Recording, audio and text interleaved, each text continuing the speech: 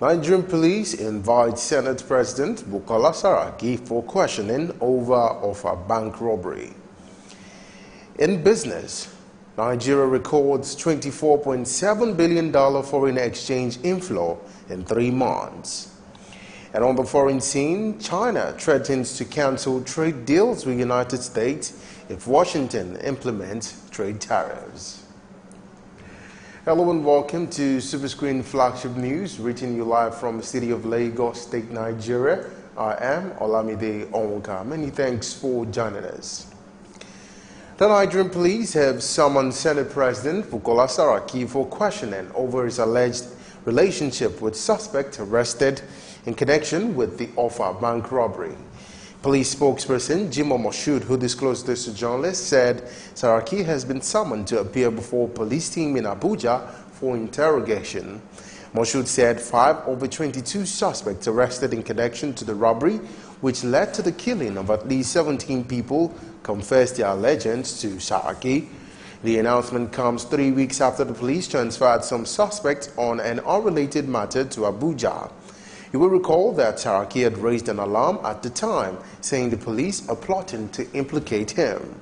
The police, however, denied the allegations, warning the top lawmaker to desist from jeopardizing an ongoing criminal investigation. The National Assembly has been asked to review its vote on the age of qualification for the Senate and governorship position. Convener of the Not Too Young to Run movement, Samson Itodo, who disclosed this, said the review should be in tandem with its initial proposal, which put the age qualification for governor and senate at 30 years of age. Itodo said political parties should expedite actions on assenting to electoral reform bills, bordering on limiting campaign expenditure and cost of securing nomination. We enjoin all youth across the country to take up the challenge to serve our great country, Nigeria. One, that the National Assembly should review its vote on the age qualification for the Senate and the governors. And this review should be in tandem with the proposal by the movement that the age qualification for the president was 30 years and not 35. The governors from 35 to 30 and Senate to 30 years. That political parties should reserve 50% of party tickets for credible and competent and morally upright youth aspirants across all elections in 2019. The third demand is that the government, the National Assembly as well as the President, should expedite action on assenting to electoral reform bills bordering on limiting campaign expenditure and the cost of securing party nominations. He also called the Nigerian youths to exercise their power in the 2019 elections, not only as voters or campaign merchants, but as qualified electoral candidates. The Deputy Senate President, Ike Ekweremadu, has explained why the 35 years age requirement for the Senate and governorship position was not reduced when the Not Too Young to Run bill was passed by the National Assembly. In a statement signed on Friday by Special Advisor Media, Uche Anichukwu, Ekweremadu said it was to correct the initial disparity in the 1999 Constitution between the age requirements for the Senate and the presidency. You will recall that the bill was passed by the National Assembly last year to alter Sections 65, Sections 106, 131, on 177 of the Constitution, and it sought to reduce the age qualification for the President from 40 to 30, governorship from 35 to 30, senator from 35 to 30, the House of Rep membership from 30 to 25, and the State House of Assembly membership from 30 to 25. However, in the assented bill, the age qualification for governor and senate was retained at 35 years of age. The Secretary of the 2018 All Progressives Congress APC National Convention Committee, Benjamin Huwajumogu, has resigned. His replacement, Victor Ndoma Egba, was subsequently announced by the APC National Publicity Secretary, Bolaji Abdullahi. It was alleged that Governor Rochas Okorocha had threatened to leave APC if Huwajumogu is not relieved of his duty. A statement issued by the Principal Secretary to the Senator, Godson Amadikwa, said the resignation was aimed at calming fraying nerves and advancing the progress of the APC in Imo State. The statement also revealed that the APC National Chairman, Chief John Odijo-Yegun, had accepted his resignation and wished him well in his legislative duties. And the All Progressives Congress, APC, in Ekiti State has suspended its gubernatorial campaign earlier scheduled to take off on Monday.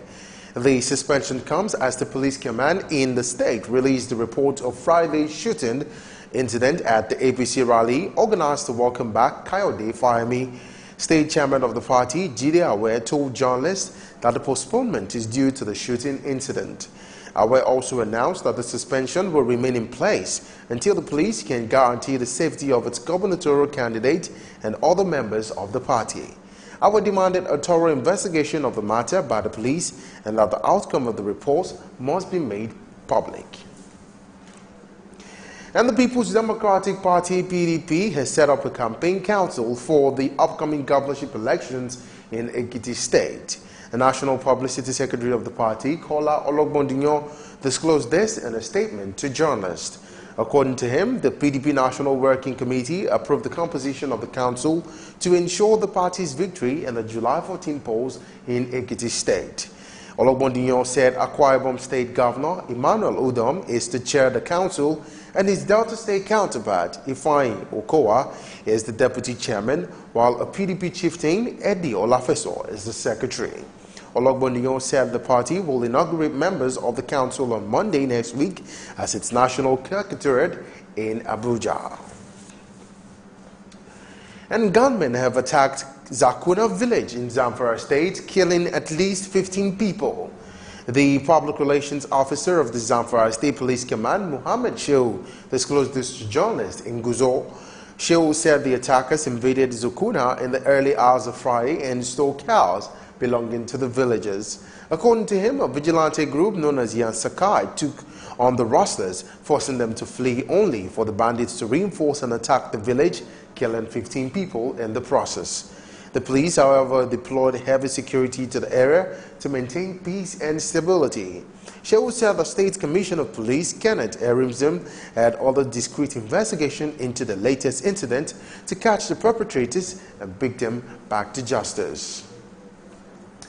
And meanwhile, the Nigerian Air Force has trained young officers to boost their operational efficiency and equip them with the relevant laws as well as the rules and regulations. Air Secretary Air Vice Marshal Mohammed disclosed this during the graduation ceremony of Young Officers Course 11 held at the Military Training Center in Kaduna State. Abdul Wahab said the emerging contemporary security challenges confronting the nation makes it imperative to improve the skills and knowledge of officers and men of the Nigerian military through robust capacity training both at home and abroad. According to the commandant of the military, the aim of the course and training center is to equip the junior officers with tactics and techniques of countering terrorism that has become a threat to the nation's security. General service knowledge staffs, as well as the staff duties and the increasing roles in the internal security operating systems. And now, chlorination of infected water points in Mubi town of Adamawa State has commenced in an attempt to contain the cholera outbreak in the state. The outbreak, which started early in May, has affected 909 people and has led to at least 16 deaths. Apart from the chlorination of identified infected water points, 55 house-to-house hygiene promoters have been deployed to distribute water taps and aqua tablets to the households. An international organization with a mandate to disinfect and spray contaminated areas would also be in Mubi for 2 weeks to work.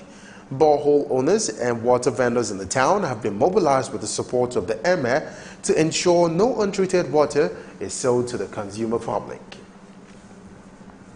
And coming up on Superscreen flagship news, Nigeria records $24.7 billion foreign exchange inflow in 3 months. That's in business. These and many more stories coming your way after this break. Stay with us. Before they come, they're supposed to, give us some information, notice. at least maybe a week or so. There was nothing like that. Hunger is everywhere in Nigeria.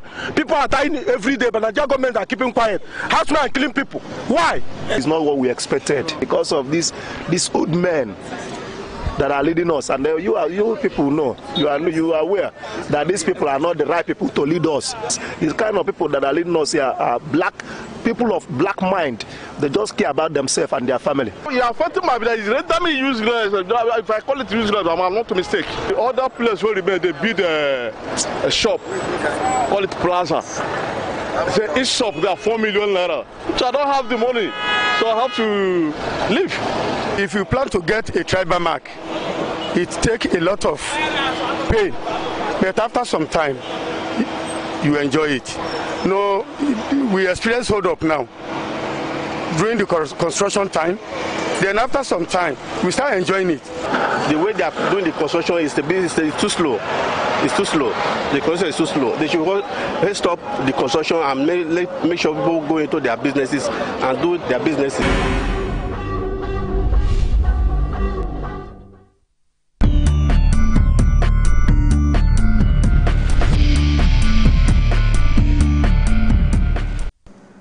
Welcome back to Superscreen Flagship News, and now for some business stories. The Central Bank of Nigeria, CBN, has revealed that the Nigerian economy recorded a total foreign exchange inflow of $24.71 billion in 3 months. The APEC Bank said the inflow was recorded as a result of the continued stability in the foreign exchange market, promoted by improved dollar liquidity at the investors and exporters windows of the market. Report says out of the $24.71 billion, funding from the CBN was estimated at $8.81 billion, representing 28.5% of the total inflow. It was gathered that an autonomous source accounted for a larger balance of $15.91 billion, representing 71.5% total in income. The Central Bank of Nigeria continued its intervention on the interbank foreign exchange market by injecting $331.41 million to elevate dollar shortages. The CBN spokesperson, Isaac Okorafo, said the financial regulators is buoyant enough to meet the foreign exchange request of the foreign and the various customers caught across the different segments of the market. He said the funds were allocated to companies in the agricultural, airline, petroleum and machinery sectors of the Nigerian economy. Still in business, the Minister of State for Petroleum Resources, Ibe Kachiku, says the amount of problems inherited by the current administration from the Niger Delta means that nothing literally was done in the region by the past administration.